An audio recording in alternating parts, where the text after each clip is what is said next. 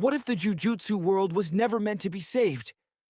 What if the chaos, the bloodshed, and the endless deaths were not accidents of fate, but a carefully designed experiment to answer one terrifying question?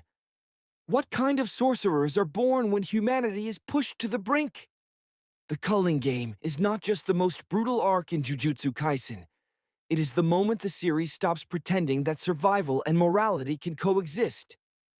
The Culling Game marks a turning point where Jujutsu Kaisen abandons traditional arcs and fully embraces its darkest philosophy. This is the arc where rules replace mercy, where power becomes the only language that matters, and where every character is forced to reveal who they truly are when the world offers no way out. By the end of this video, you will understand not just how the Culling Game works, but why it exists, what it says about sorcerers, and how it reshapes the future of Jujutsu Kaisen itself. To understand the Culling Game, you first need to understand its creator. Kenjaku does not believe in good or evil. He believes in evolution. The Culling Game is his masterpiece, a massive ritual spread across Japan, designed to force cursed energy to evolve by throwing sorcerers and civilians into a closed system of violence. It is not random chaos. It is a controlled slaughter with strict rules, binding vows, and a single purpose: to refine cursed energy through extreme conflict. The game is divided into colonies, each acting like a sealed battlefield. Players are forced to participate once they enter, and participation is not optional for those who have been marked.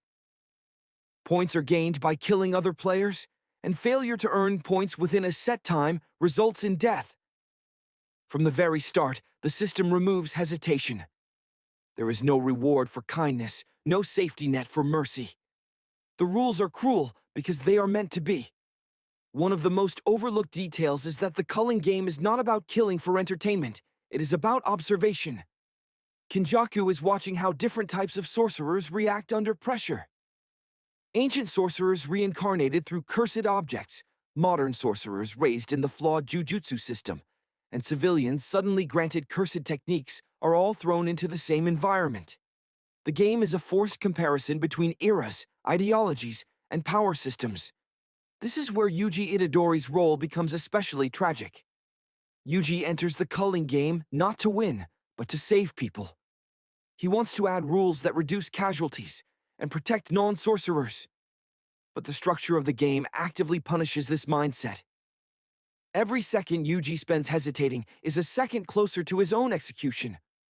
The Culling Game exposes the fundamental flaw in Yuji's ideology. Kindness alone cannot survive in a system designed to erase it. Megumi Fushiguro, on the other hand, adapts. The Culling Game forces Megumi to confront his own philosophy of choosing who deserves saving.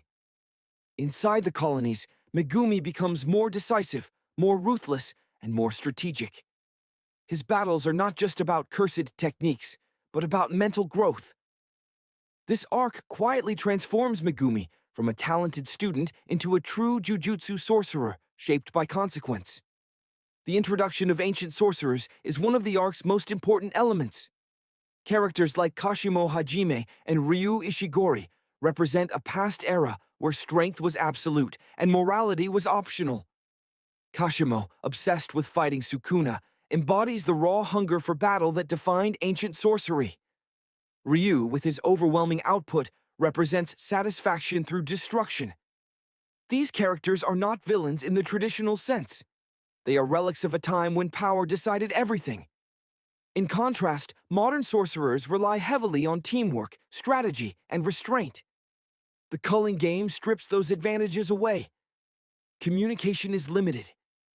Allies are scattered. Trust is dangerous. This clash between eras reveals a brutal truth. Modern Jujutsu society may be more humane, but it is also weaker in spirit. The ancient sorcerers thrive because the game rewards their mindset. The power system also evolves dramatically during this arc. Domain expansions become more refined, cursed techniques more specialized, and binding vows more dangerous. Hikari Kinji's introduction is a perfect example. His domain, based on probability and reward, reflects the arc's central theme. Luck becomes power. Risk becomes survival. Hikari does not fight like a hero. He gambles with his life because the culling game demands it. Symbolically, the colonies represent fractured societies. Each one becomes its own ecosystem, ruled by the strongest presence inside. There is no central authority. This mirrors the collapse of Jujutsu society after Gojo Satoru's sealing. Without Gojo, the world does not slowly fall apart. It shatters instantly. The culling game is the aftermath of that collapse. Now, a clear manga spoiler warning for the next section. The following discussion includes major manga developments from the Culling Game arc. One of the most devastating outcomes of the Culling Game is how it sets the stage for Sukuna's resurgence.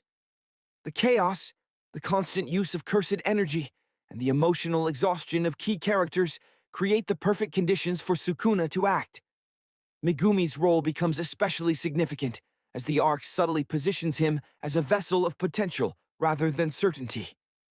The game weakens boundaries, both physical and emotional, and Sukuna exploits that weakness flawlessly. Kenjaku's true success lies not in the deaths, but in the data. Every battle, every technique, every emotional breakdown feeds into his understanding of cursed energy evolution. The Culling Game is less a tournament and more a laboratory. By the time the arc progresses, it becomes clear that stopping the game was never the real goal. Surviving it was. There is a powerful fan theory that the Culling Game is only phase 1 of a larger ritual, with Japan itself acting as a massive barrier. Evidence for this lies in Kenjaku's obsession with Tengen and the optimization of cursed energy. If true, the deaths were never the endpoint. They were the fuel. Looking forward, the implications are terrifying. The Culling Game permanently changes what it means to be a sorcerer. Power ceilings are broken, moral lines are erased. Survivors are no longer students or fighters. They are veterans of a system that rewarded brutality. Future conflicts will not be about training arcs or rivalries. They will be about ideology and extinction. The Culling Game also answers a question Jujutsu Kaisen has been asking since the beginning. What happens when strength exists without limits or guidance? The answer is not heroism, it is survival at any cost. In the end, the Culling Game is brutal because it is honest. It does not pretend that power comes without sacrifice. It does not reward idealism without consequence.